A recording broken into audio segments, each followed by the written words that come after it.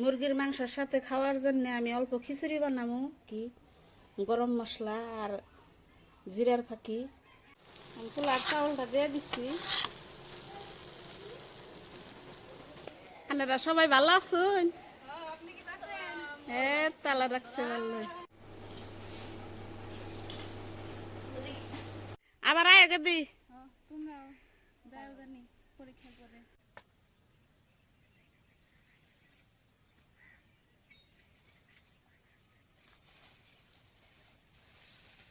আসসালামু আলাইকুম। আশা করছি আপনারা সবাই অনেক ভালো আছেন আর আমিও ভালোই আছি। তো এই দেখেন কলার পাতা কাট করাইছি। আজকে বাড়িতে অনেক ইষ্টি আইব, এই জন্যে মুরগি কাটুন, এই জন্যে কলার পাতা কাট করাইছি। তো আমার ব্লগটার সাথে থাকুন, আজকের ব্লগটা অনেক মজাদার হইব। তো সবাই সাথে থাকুন, দেখতে থাকুন। দেখেন গ্রামের কত সুন্দর দৃশ্য। ধানগুলো আর কয়দিন পরে থর বেড়েব, যখন সব ধানের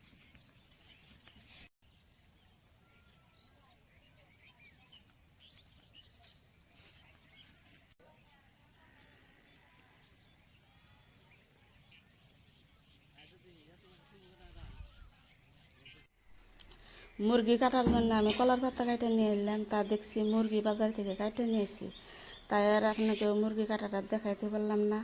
তো মুরগির মাংসটা আমি পরিষ্কার করে ধুয়ে নিছি। এখন রান্নার জন্য চুলার মধ্যে আমি কড়াইটা দিয়ে দিলাম।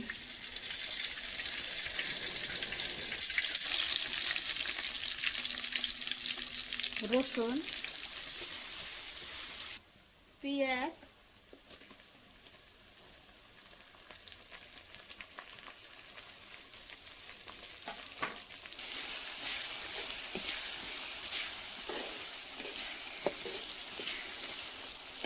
আদা আর কাঁচামরিচ দিয়ে দিব।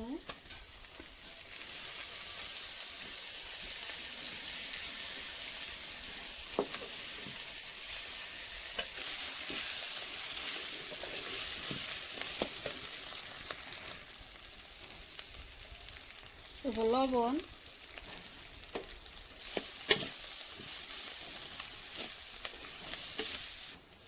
এখানে মরিচের ফাঁকি, হলদির ফাঁকি আর ধনিয়ার ফাঁকি দিয়ে দিন। এখন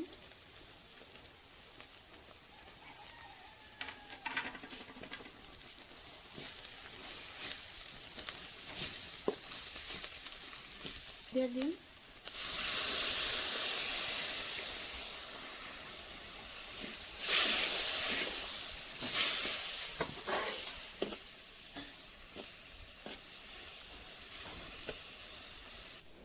মাংসটা এখন মশলার মধ্যে দিয়ে দিব।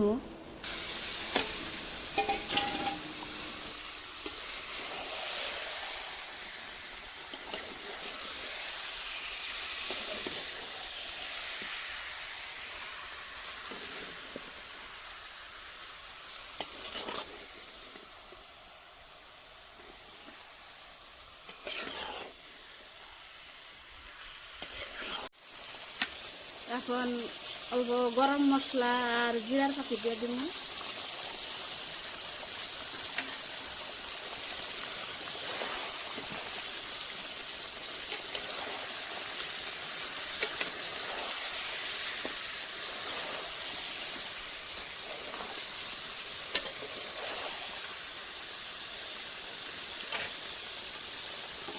অল্প ঢাকনা বেড়াইতে দিব আর অল্প কষাবে দিব।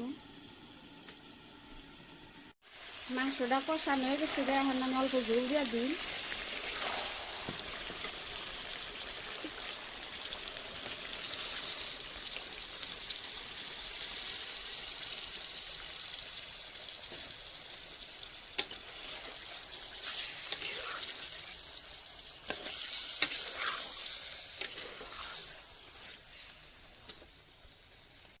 মুরগির মাংসের সাথে খাওয়ার জন্য আমি অল্প খিচুড়ি বানাবো। তো খিচুড়ি বানানোর জন্য আমি এখানে সিদ্ধ চাল নিয়ে নিচ্ছি আর মশলা নিচ্ছি। এখানে হচ্ছে মরিচের ফাঁকি, হলদির ফাঁকি, ধনিয়ার ফাঁকি, গরম মশলা আর জিরার ফাঁকি, এনে রসুন আর কাঁচামরিচ বাটা, আর এই তো আদা আর পেঁয়াজের পেস্ট, এগুলা সব মশলা দিয়ে আমি এখন চাউলটা মাখিয়ে নেব। তেজপাতা,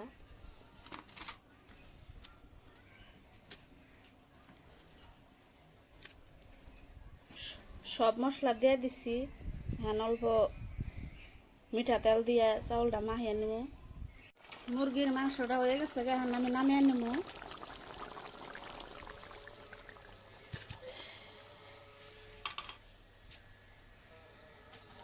খিচুড়ির চাউলটা মশলা দিয়ে ভালো করে মাখিয়ে আমি চাউলটা সিদ্ধ হওয়ার জন্য পরিমাণ মতো পানি দিয়ে দিচ্ছি।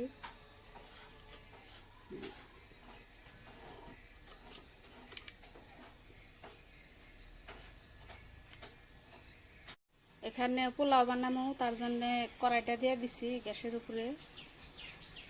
আর পোলাও বানানোর জন্য আমি 1 কেজি চাল নিচ্ছি। চাউলটা আগেই ভালো করে দিয়ে নিচ্ছি, পেঁয়াজ কাটে নিচ্ছি, আর কিছু গরম মশলা নিচ্ছি। কড়াইটা গরম হয়ে গেছে, এখন আমি সাদা তেল দিয়ে দেবো।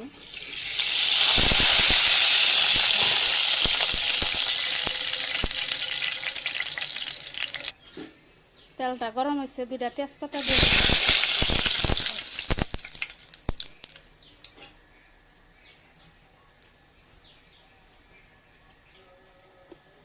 পেঁয়াজ বানা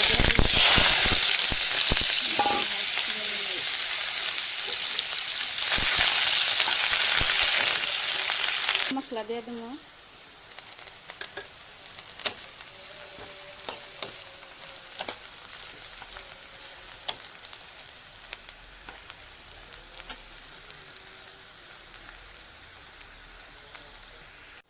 পোলার চাউলটা দিয়ে দিচ্ছি। এখন অল্প আদা বাটা দিয়ে দিন।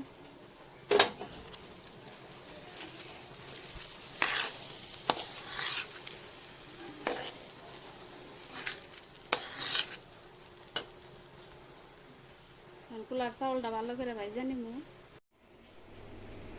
পোলাও রান্নাটা সম্পূর্ণ দেখাইতে পারলাম না, কারণ আমার ইষ্টি আয়া পড়ছে। জানেনই তো, বাড়িতে ইষ্টি এলে ক্যামেরা নিয়ে ঘোরাফেরা ভালো দেখায় না।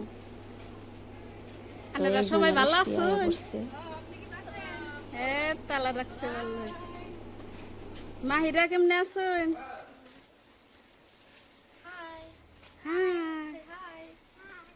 হাই হাই সুকু বেবি, হ্যালো। আহন নাই বহুন, তালা রাখছে বলে। আনারা তো ভালো আছেন না? আমার রান্না কমপ্লিট। এই তো ইষ্টিকে এখন খাবার দিলাম, কারণ এরা অল্প সময়ের জন্য আসছে। খাওয়া দাওয়া করে আবার 1-2 ঘন্টা পরে চলে যাব, তাই তাড়াতাড়ি করে খাইতে দিচ্ছি। তো সব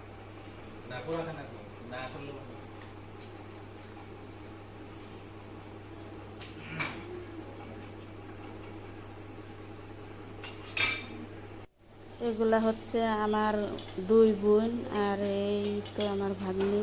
তো সবাই মিলে আনন্দ করে ফুর্তি করে খাইতে বসছি। তো অল্প পরে এরা চলে যাবে, তখন আবার মনটা খারাপ হয়ে যাবে। বাবা মার বাড়ির থেকে ইষ্টি আইলে বা বোন আইলে অনেক ভালো লাগে, কিন্তু তারা যখন চলে যায় আবার মনটা খারাপ হয়ে যায়। তখন মনে হয় কেন বা আইছিল। তো এরকম করে আজকের দিনটা আমার পার হলো। আমার ব্লগটা যদি ভালো লাগে, আমার ব্লগটার সাথে থাকবেন, আমার পাশে থাকবেন, একটা লাইক করবেন, এই তো আপনাদের কাছে অনুরোধ।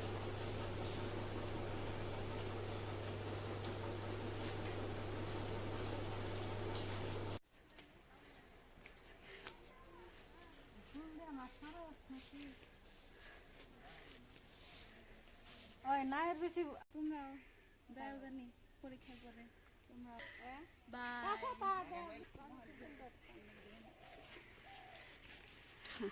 আবার আহিস।